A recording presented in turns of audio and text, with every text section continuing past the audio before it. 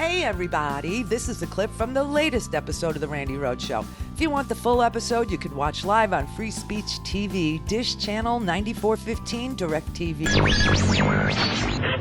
Mary had a little man. The fault. We believe that all men are created equal. To the magnificent mosaic that is America. From radio beacon to radio beacon. I have a dream today. Change has come to America. Believe me. Knock, knock. Who's there? It's a figment of your imagination. Randi Rhodes Show. Turn up your mind. Here's Senator Chris Murphy just a few minutes ago. The damage that has been done already, just in the last 4 days, to American security interests in the region is perhaps irreparable. The Soleimani attack restarted the entirety of Iran's nuclear weapons program. It is on its way to getting us kicked out of Iraq. It has shuttered our counter-ISIS operations in the region. All of that provides grave danger to the United States, and I just don't know whether we can turn all of that around. Maybe we are no longer on a war in a conventional sense with Iran, but right now ISIS is stronger. Right now Iran is stronger. Right now the region is less stable. All of that's bad. All of that's bad. That's what this man did, okay? I just want you to understand what he inherited versus what he's created. So when he came into office, there was a JCPOA. It was a joint agreement to proceed to stop enriching uranium. Iraq agreed to it. Russia was signatory to it. China was signatory to it. Every European nation in the world signatory to it. The United States signatory. And it didn't address any other thing. It was just an attempt to tell Iran that if they gave up their desire for and their march toward a nuclear weapon, they could have their assets unfrozen. They could be traders. They could sell their oil. They could build up their economy. They could, start taking care of their own people, their own country with their own wealth and all of that. And then as the economy would get better, we inherited a new president. And the new president could have and should have built upon the JCPOA and then said, now that your economy is looking good, now that the people there seem a little bit more secure, now that there are jobs, now that there's oil going in and out, and now that, why not let's get to the table and talk about all of these proxies that you control all over the place? Why don't we just sit down and talk about that? Because we understand, as, the fiercest military in the world, that there are two things you need to know. One, we can, take you out anytime we want, and we don't. And two, we get that you feel insecure because ever since we invaded Iraq, we keep building bases and we keep putting, missiles and, aircraft and aircraft carrier all around you. And so you've had to go out in the world and look for soft spots to create a line of defense for yourself because you could never take the United States on head to head. You would be annihilated. Instead of doing that, he unilaterally pulls us out of that joint agreement, that joint cooperation agreement that was signed by the entire freaking world, and then imposes sanctions on them after they agreed and were in compliance with all we asked them to do, which only had to do with nuclear uranium enrichment.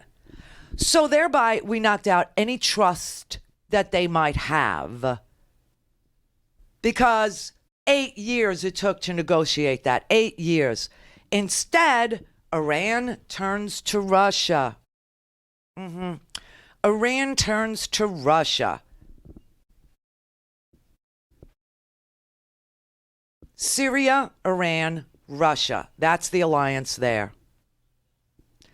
Turkey, we freaking leave the Kurds to die.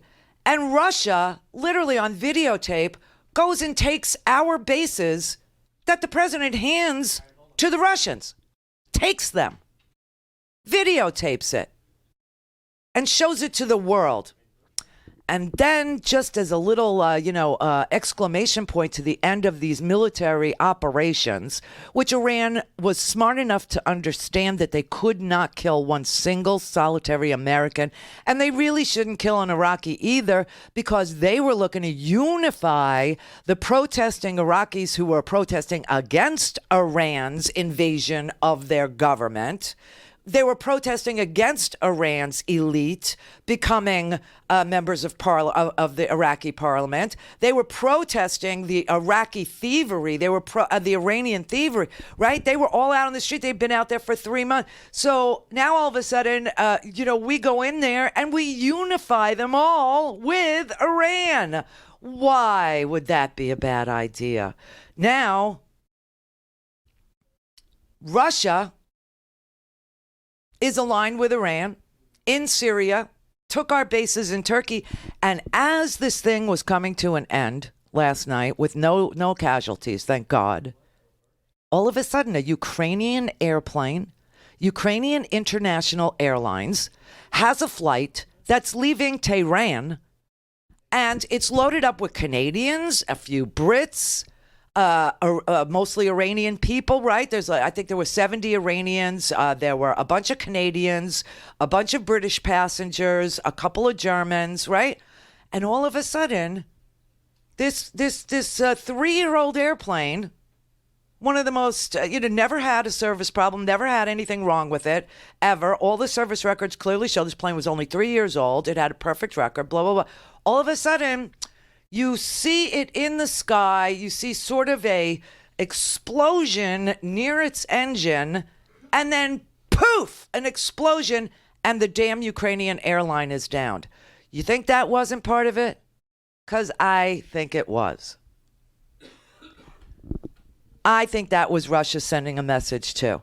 So here's what we accomplished in the last 4, 5, 6 days. Iran has now said it's going to enrich uranium. Screw it. Iran is stronger because Iraqis and Iranians are now unified around their flags because the United States did a terrible thing on Iraqi soil.